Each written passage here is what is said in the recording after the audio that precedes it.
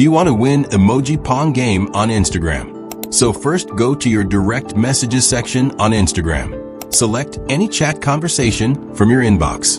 Now look for the emoji icon in the chat box. Tap the emoji icon to open the emoji keyboard. Send any emoji to your friend. This will unlock the hidden emoji game. The Emoji Pong game will now appear. You will see a ball and emoji paddles on screen. Your goal is to keep the ball in play. Move your finger to control the paddle.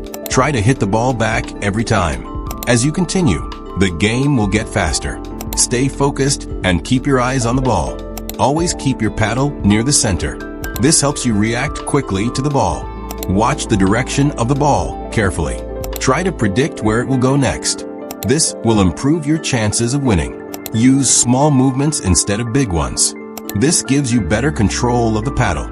As the speed increases, stay calm. Keep a steady rhythm while playing. Avoid sudden or rush movements. Focus on timing your hits perfectly.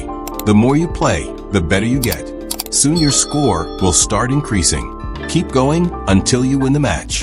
And that's how you win the Emoji Pong game on Instagram.